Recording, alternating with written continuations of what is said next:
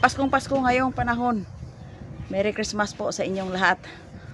Ito po ngayon ay hindi na po ako naghanda mga kananay dahil sa binigay lang sa akin ng aking mga anak ay sobrang na sa akin. Kaya ano pang kailangan maghanda ako dahil ako lang mag-isa. Yun na lang. Ang gawin ko na lang ngayong umaga ay tabasin ko na lang yung saging na may bunga. Yun. Pahinugin ko sa bahay. At ayan po, dahil ngayon po ay pahinga, wala namang trabaho. Ayan, mag ano naman tayo ng tabas ng saging dahil yung saging sa tabi ng kalsada ay mahihinog na.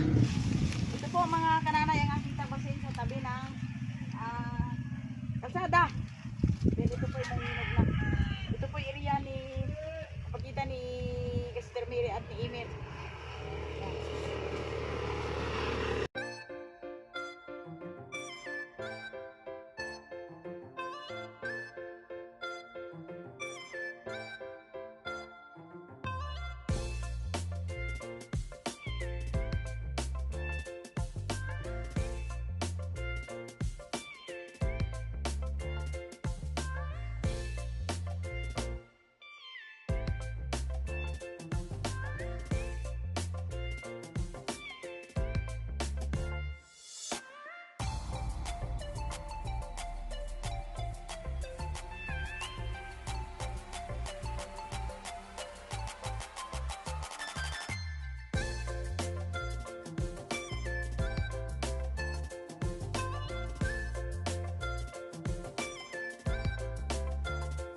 Po mga kanana yung saging na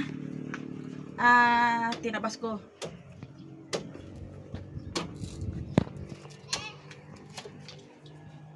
Ito po ay pahinugin ko at bahagihan ko po ang may-ari ng lupa. Yan. Pahinugin ko muna bago ibahagi sa kanila sa mga anak ko. Ayun. Pani ako. Sige.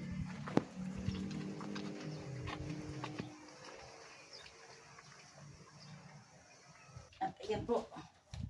Dinala ko na po dito yung saging. Yan. Dito ko po itago sa... Hello po mga kananay.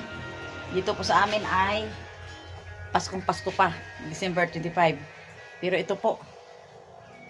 Sa busog na aking tiyan na mga kinain ko ng mga padala ng anak ko ay hindi ako mapakali, hindi ako makatulog. Kaya ito po. Magapintura po ako ng aking pintuan. Ito po. Yan. Pinturahan po yung aking pintuan.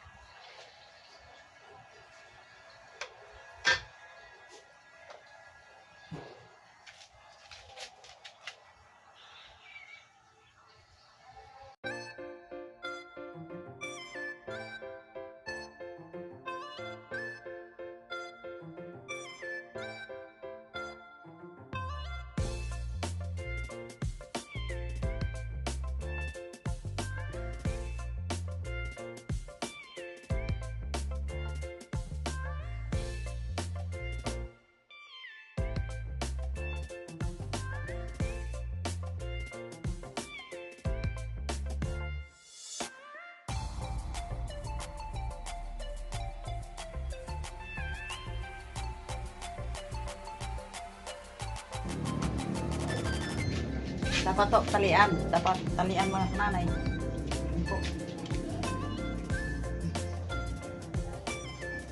Kailangan hindi matapon.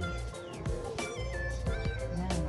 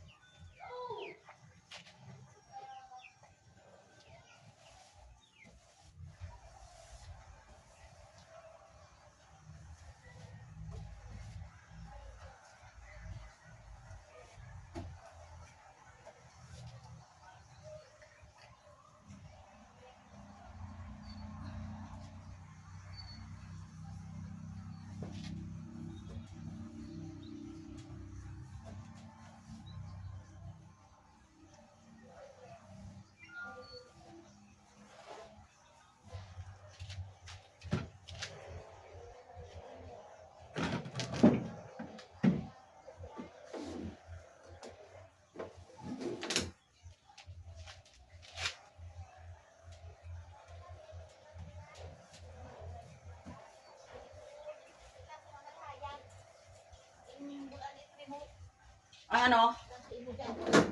Ang ano, Mek? Imbol at remote ang ano? Imbol at remote ang ano, Mek?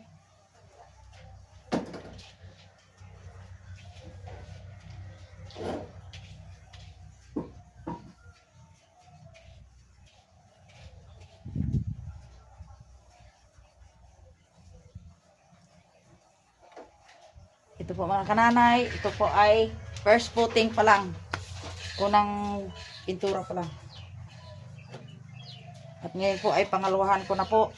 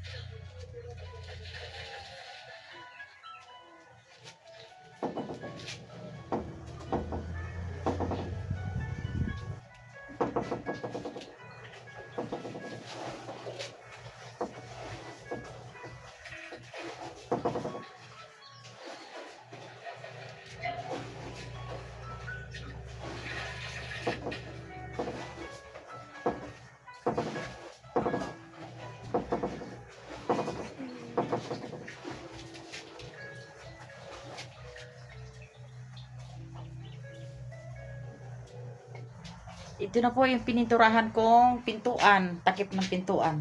Yan. Kulay chocolate brown. Yan. At doon po sa labas. Medyo patapos na po mga kananay.